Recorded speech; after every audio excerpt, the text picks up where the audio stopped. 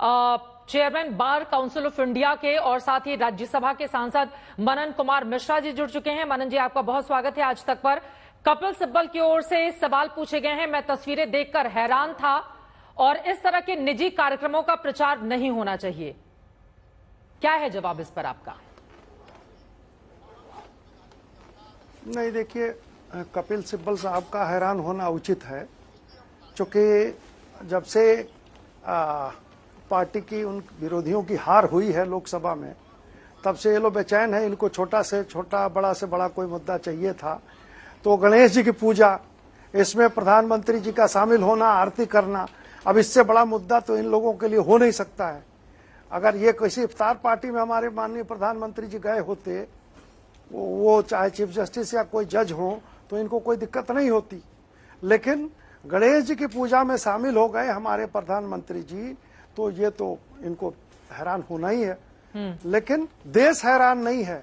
देश की 140 करोड़ जनता वो हैरान नहीं है, उसको बल्कि खुशी है कि हमारे प्रधानमंत्री धर्म में, पूजा पाठ में भरोसा करते हैं। हमारे मुख्य न्यायाधीश महोदय भी पूजा करते हैं, पूजा पाठ में भरोसा रखते हैं। तो ऐसी स्थिति में कपिल सिब्बल साहब का या इक्के दुक्के जो हमारे सुप्रीम कोर्ट के तथाकथित जो वकील लोग हैं, बड़े वकील भी कहे जाते हैं जी, तो उनके हैरानी से देश के और देश के 25 लाख वकीलों को, जिनका मैं प्रतिनिधित्व करता हूं, उनको कोई हैरानी नहीं है, बल्कि उनको खुशी है, नॉर्मल है। इसमें संविधान का आर्टिकल 50 हमारा सिंपली ये कहता है सेपरेशन ऑफ पावर, एग्जीक्यूटिव में और जुडिशरी में सेपरेशन ऑफ पावर की बात करता है जी। उस किस सेपरेशन की इसमें उसको असर पड़ा है? इसमें मैं कहता हूं कि ये कोई पॉलिटिकल मीटिंग नहीं थी, ये एक सोशल रिलीजियस फंक्शन था जिसमें हमारे माननीय प्रधानमंत्री शामिल हुए। इससे कौन सा बड़ा पहाड़ टूट गया, किस केस का डिस्कशन हो गया? और सबसे बड़ी चीज है कि देश की जनता ये समझ रही है, उस चीज को वायरल हमारे सरकार ने किया। क्यों किया? इसलिए किया कि देश की जनता के सामने इस चीज को बता दें कि किस चीज के लिए हम गए थे। ठीक है। हम किसी पॉलिटिकल मीटिंग के लिए, किसी केस के डिस्कशन के लिए, कोई किसी गुप्त वार्ता के लिए नहीं गए थे। तो यही तो सिब्बल बोल रहे हैं कि निजी कार्यक्रम का दिखावा क्यों किया जा रहा है? किया जाता। वो कह रहे हैं निजी कार्यक्रम का प्रचार करना गलत है। और निष्पक्षता को लेकर भी कई ऐसे विरोधी दल हैं जिनकी ओर से सवाल पूछे जा रहे हैं, चाहे उसमें आप संजय राउत ले लीजिए, डीएमके के नेता ले लीजिए, दूसरे भी विपक्षी दलों के नेता हैं। मनन मिश्रा जी, नहीं, अमेरिका में जाके संविधान का और देश के सारे सिस्टम का मखौल उड़ाएं, एंटी इंडियन से मिलें, तो वहां किसी का मुंह नहीं खुला। हमारे कांग्रेस के लोगों का तो छोड़ दीजिए, बाकी उनके साथ जो विरोधी लोग हैं उनका भी मुंह नहीं खुला। लेकिन एक निजी कार्यक्रम, पूजा पाठ का कार्यक्रम था, तो उनको दिक्कत हो गई। निजी कार्यक्रम, जब एक कांग्रेस के राज में प्रधानमंत्री थे तत्कालीन, और वो एक चीफ जस्टिस ऑफ इंडिया उस समय बालाकृष्ण साहब के साथ इफ्तार पार्टी में शामिल हुए, उसकी चर्चा ये लोग नहीं करेंगे। उसमें किसी सेकुलरिज्म को, किसी संविधान को, और कहीं देश को कोई खतरा नहीं था। न कपिल सिब्बल साहब को बुरा लगा, उस समय कपिल सिब्बल साहब भी थे, लेकिन किसी को बुरा नहीं लगा।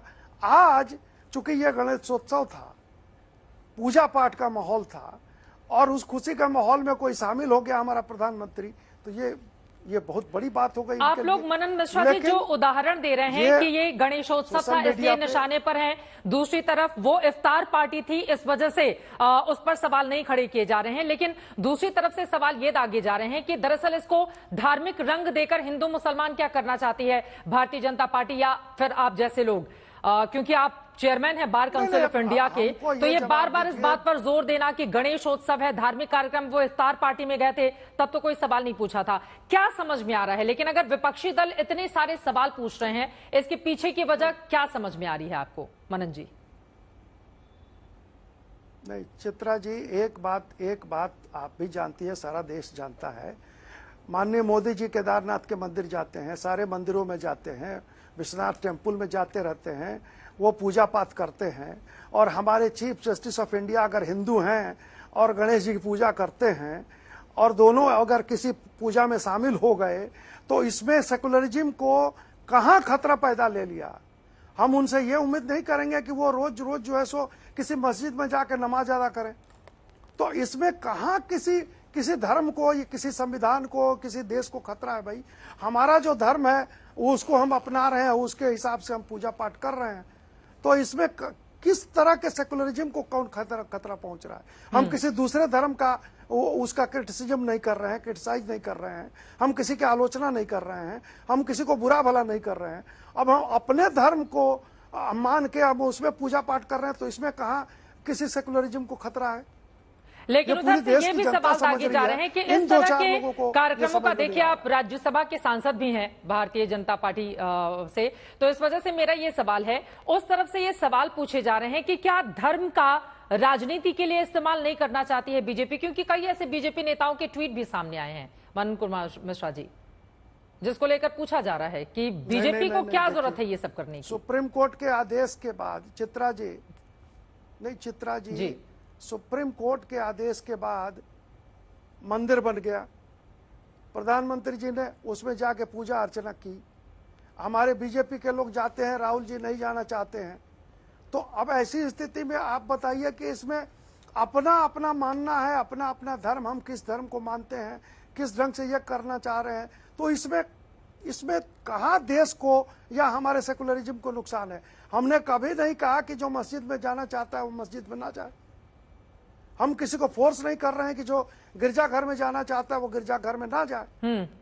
लेकिन अगर प्रधानमंत्री या मुख्य हमारे जो न्यायाधीश हैं पूजा पाठ में एक जगह शामिल होते हैं, आरती अर्चना करते हैं, तो इसमें कहाँ हम किसी दूसरे धर्म को तो कोई असर नहीं पहुंचा रहे हैं, उसके साथ कुछ गलत नहीं कर रहे हैं। हाँ। अपने धर्म का उसको मान रहे हैं, उसको पूजा पाठ कर रहे हैं। उधर पीयूष गोयल की ओर से भी अब बयान सामने आ गया है, वो कह रहे हैं कि मैं भी तो बुलाता हूं सभी को, विपक्ष की आपत्ति देखकर बुरा लग रहा है, लेकिन अगर विपक्ष सवाल खड़े कर रहा है तो यकीनन जो आम जनता है उसके जहन में भी बहुत सारे सवाल खड़े होंगे इन तस्वीरों को देखकर। तो उसको आप कैसे समझाना चाहेंगे कि दरअसल इसको राजनीतिक चश्मे से नहीं देखना चाहिए? नहीं, देखिए मैं बता रहा हूं, विपक्ष की ये मंशा है, कई राज्यों में चुनाव होने वाले हैं अभी विधानसभा के, तो विपक्ष की मंशा है कि ये जो एपिसोड है वो पूजा करने गए तो इसको ऐसे ढंग से पेंट कर दें कि भोली भाली जनता को जैसे संविधान दिखा के और कुछ लोगों को बरगला दिया कि आरक्षण खतरे में है, संविधान खतरे में है, अब ये पूजा दिखा के ये बता दें कि सेकुलरिज्म खतरे में है। देश की जनता इतनी भी बेवकूफ नहीं है कि ये सबसे बेवकूफ बन जाएगी। सब लोग समझ रहे हैं कि पूजा पाठ करते हैं हमारे प्रधानमंत्री, पूजा में शामिल हुए। गणेश जी की अर्चना महाराष्ट्र के लोग बहुत अच्छे से करते हैं, उसमें खास करके हमारे माननीय मुख्य न्यायाधीश महोदय मैं भी जानता हूं, मैं भी कहीं शामिल रहा हूं उसमें, तो बड़ी श्रद्धा से करते हैं, स्वयं करते हैं पूजा वो। ठीक है, एक छोटा सा जवाब मनन मिश्रा जी और मैं आपसे जानना चाहूंगी, आपने संजय राउत का बयान सुना है? जी, संजय राउत के बयान पर आप क्या प्रतिक्रिया देंगे? पूरा सुना है।